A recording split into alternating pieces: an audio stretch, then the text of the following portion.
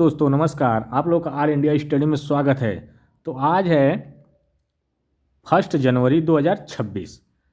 तो आप लोगों को नए साल की हार्दिक बधाई और शुभकामनाएं देते हुए नए साल की शुरुआत नए तरीके से आप लोग करिए, ताकि 2025 तो ख़त्म हो गया, 2026 में नौकरी मिल जाए। तो आइए देखेंगे हम आज जो पढ़ेंगे भाषा शिक्षण की विधियाँ, ठीक ना। हिंदी का पेडागोजी सेक्शन है जो बहुत महत्वपूर्ण होता है, 15 नंबर तक आता है। तो आइए हम देखेंगे प्रश्न नंबर 1, भाषा शिक्षण की प्रत्यक्ष विधि की मुख्य विशेषता क्या है। तो ये देखिए, जो डायरेक्ट मेथड है, प्रत्यक्ष विधि में जो भाषा सिखाई जाती है वह सीधे लक्ष्य की ओर सिखाई जाती है, ठीक ना। तो इसका जो सही आंसर क्या हो जाएगा, लक्ष्य की ओर सिखाई जाती है तो डायरेक्ट, इसका मतलब है लक्ष्य का प्रत्यक्ष प्रयोग। ऑप्शन नंबर सी हो जाएगा, ठीक ना। अब प्रश्न नंबर 2 देखेंगे, व्याकरण अनुवाद विधि में सबसे अधिक बल किस पर होता है। तो देखिए, जब व्याकरण और अनुवाद में जो ये जो विधि है, तो इसमें जो सबसे अधिक बल दिया जाता है अनुवाद और व्याकरण पर ही, ठीक ना। तो इसका जो सही जवाब हो जाएगा ऑप्शन नंबर सी हो जाएगा, ठीक ना। इस विधि में नियम याद करना और अनुवाद प्रमुख होता है, ठीक ना। प्रश्न नंबर 3 है, आइडियो लिंगुअल विधि किस सिद्धांत पर आधारित है। आइडियो लिंगुअल का मतलब होता है मल्टीपल, ठीक ना। तो ये जो हो जाएगा व्यवहारवादी पर, ठीक ना। इसका जो सही जवाब हो जाएगा व्यवहारवादी पर, ठीक। अब अगला देखेंगे प्रश्न नंबर 4, निम्न में कौन सी विधि संप्रेषण पर सबसे अधिक जोर देती है। संप्रेषण का मतलब हो गया संप्रेषण विधि ही हो जाएगा, ठीक ना। संप्रेषणात्मक विधि, कम्युनिकेटिव लैंग्वेज टीचिंग, मतलब CLT, कम्युनिकेशन, ठीक ना। प्रश्न नंबर 5 है, संरचनात्मक विधि का मुख्य आधार क्या है। तो देखिए, जो संरचनात्मक विधि होती है, इस विधि में भाषा के संरचनाओं के रूप में सिखाया जाता है। भाषा को संरचनाओं के रूप में सिखाया जाता है। तो इसका जो सही जवाब हो जाएगा वाक्य संरचना, ऑप्शन नंबर बी। अब प्रश्न नंबर हम लोग 6 देखेंगे, सीटेट के अनुसार भाषा शिक्षण की सबसे उपयुक्त कौन सी विधि है। तो देखिए, जो सीटेट के अनुसार संप्रेषणात्मक प्लस गतिविधि आधारित जो भाषा होती है वह सबसे उत्तम होती है, ठीक ना। तो इसका जो सही जवाब ऑप्शन नंबर सी हो जाएगा। प्रश्न नंबर 7 है, निम्न में कौन सी विधि बच्चों को बोलने से रोकती है। तो बच्चों को बोलने से मतलब वाद विवाद संप्रेषण करने से रोकती है वह व्याकरण अनुवाद विधि, ठीक ना। ऑप्शन नंबर सी करेक्ट हो जाएगा। अब हम लोग देखेंगे प्रश्न नंबर 8, रोल प्ले किस विधि से सबसे अधिक संबंधित है। जो रोल प्ले है किस विधि से सबसे अधिक संबंधित है। तो रोल प्ले का मतलब हो गया संप्रेषणात्मक, ठीक ना। गतिविधि प्रमुख, इसका मतलब क्या है, गतिविधि, भाषा शिक्षण की प्रमुख गतिविधि होती है। तो ऑप्शन नंबर बी हो जाएगा। अब देखेंगे प्रश्न नंबर 9, निम्न में कौन सी विधि सुनना बोलना कौशल पहले विकसित करती है। देखिए, सुनना क्या हो गया, कैसे सुनेंगे। डायरेक्ट मेथड में क्या होता है, लिसनिंग स्पीकिंग पहले आती है, ठीक ना। कोई बोलता है तो कोई सुनता है। तो इसका जो सही जवाब हो जाएगा प्रत्यक्ष विधि में पहले बोला जाता है फिर सुना जाता है। प्रश्न नंबर 10, भाषा शिक्षण विधियों का चयन किस पर निर्भर करता है। तो देखिए, जो भाषा शिक्षण विधि का चयन है वह बाल केंद्रित पर जोर देता है, ठीक ना। बाल केंद्रित शिक्षण पर ही जोर देता है। तो इसका जो सही जवाब हो जाएगा बालक की आवश्यकता व स्तर पर, ऑप्शन नंबर सी हो जाएगा। अब प्रश्न नंबर 11 देखेंगे, प्रत्यक्ष विधि में व्याकरण किस प्रकार सिखाया जाता है। तो देखिए, प्रत्यक्ष विधि मतलब डायरेक्ट विधि में व्याकरण जो है वह जो सिखाया जाता है व्याकरण उदाहरण के माध्यम से, ठीक ना, यह उदाहरण के माध्यम से सिखाया जाता है, तो इसका सही जवाब हो जाएगा ऑप्शन नंबर सी। अगला देखेंगे प्रश्न नंबर 12, आइडियो लिंगुअल विधि में किस पर सबसे अधिक बल दिया जाता है? तो किस पर जो सबसे अधिक बल दिया जाता है? हैबिट पर, ठीक ना, हैबिट फार्मेशन, मतलब हैबिट पर ज़्यादा बल दिया जाता है, तो आदत हो जाएगा, ऑप्शन नंबर बी हो जाएगा। अब प्रश्न नंबर हम लोग देखेंगे 13, संप्रेषणात्मक भाषा शिक्षण CLT में त्रुटियों को कैसे देखा जाता है? तो देखिए इसमें जो त्रुटि होती है वह कैसी होती है? सीखने की प्रक्रिया पर होती है, ठीक ना, और जब बच्चा त्रुटि करेगा तभी सीखेगा, ठीक। प्रश्न नंबर 14 है, ड्रिल एवं अभ्यास किस विधि की प्रमुख विशेषता है? तो जो देखिए ड्रिल एवं अभ्यास का मतलब होता है drill and practice audio lingual method की पहचान होती है, ठीक ना, तो इसका क्या हो जाएगा? आइडियो लिंगुअल हो जाएगा, ऑप्शन नंबर सी हो जाएगा, ठीक। प्रश्न नंबर 15 है, संरचनात्मक विधि में भाषा को किस रूप में प्रस्तुत किया जाता है? तो देखिए जो संरचनात्मक विधि में जो भाषा है वह जो किया जाएगा वाक्य संरचनाओं के रूप में प्रस्तुत किया जाता है, ठीक ना, तो ऑप्शन सी करेक्ट हो जाएगा। प्रश्न नंबर 16 देखेंगे, निम्न में कौन सी विधि बच्चे को केंद्र में रखती है?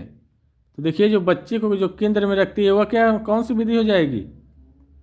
संप्रेषणात्मक विधि, ऑप्शन नंबर सी हो जाएगा।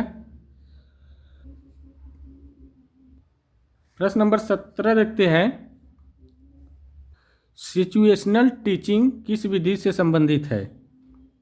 तो यह जो है रचनात्मक, ठीक ना, रचनात्मक इसलिए किया हो कि सिचुएशन के हिसाब से बच्चा को पढ़ाना है। प्रश्न नंबर 18 है, निम्न में कौन सी विधि पढ़ने लिखने पर आधारित अधिक जोर देती है? कौन सी विधि जो है पढ़ने लिखने पर अधिक जोर देती है? तो ये देखिए व्याकरण और अनुवाद विधि, ठीक ना, तो ऑप्शन नंबर सी हो जाएगा। रीडिंग राइटिंग पर अधिक जोर देती है, ग्रामर ट्रांसलेशन में, ठीक ना। प्रश्न नंबर 19 है, सीटेट में किस प्रकार की विधि को प्राथमिकता दी जाती है? तो देखिए जो सीटेट में अभी हम बताए बाल केंद्रित ना, तो बाल केंद्रित। प्रश्न नंबर 20 है, भाषा शिक्षण में विधि चयन का सबसे महत्वपूर्ण आधार क्या है? तो देखिए जो इसका जो सबसे महत्वपूर्ण आधार होगा छात्र की आवश्यकता, ऑप्शन नंबर सी हो जाएगा, छात्र की आवश्यकता।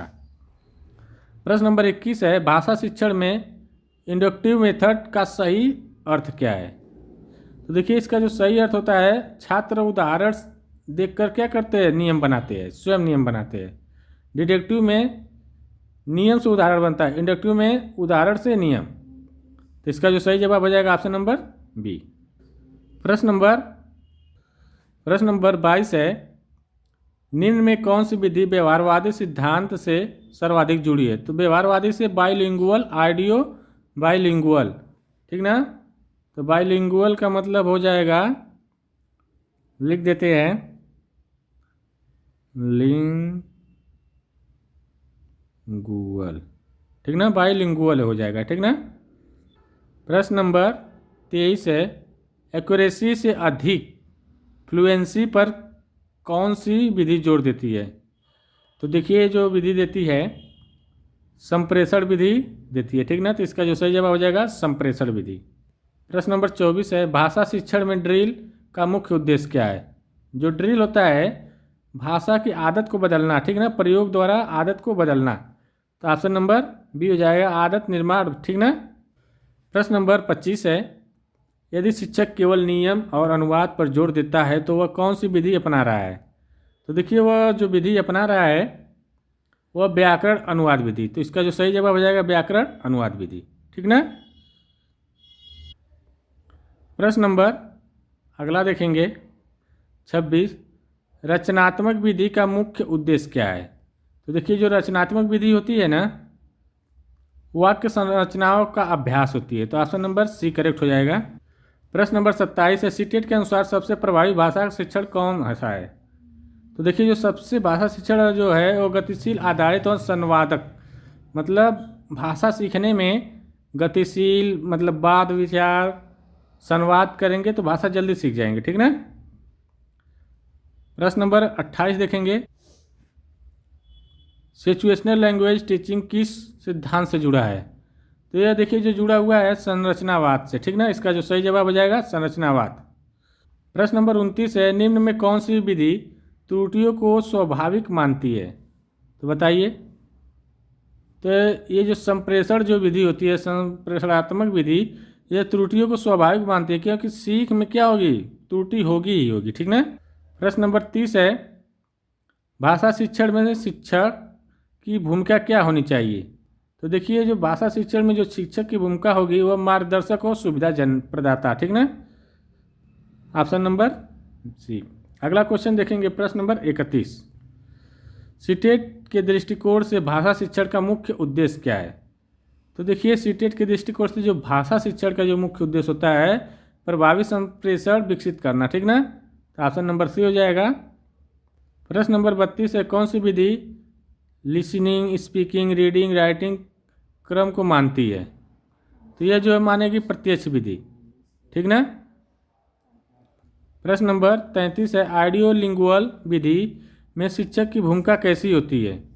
तो ये देखिए जो होती है नियंत्रक होती है, ठीक ना। प्रश्न नंबर 34 है, रोल प्ले और ग्रुप डिस्कशन की विधि कौन सी सबसे प्रमुख गतिविधि मानी जाती है। तो ये देखिए संप्रेषण विधि सबसे प्रमुख मानी जाती है रोल प्ले और ग्रुप डिस्कशन में। प्रश्न नंबर 35 है, किस विधि में मातृभाषा का प्रयोग निषिद्ध माना जाता है। तो यही होगा प्रत्यक्ष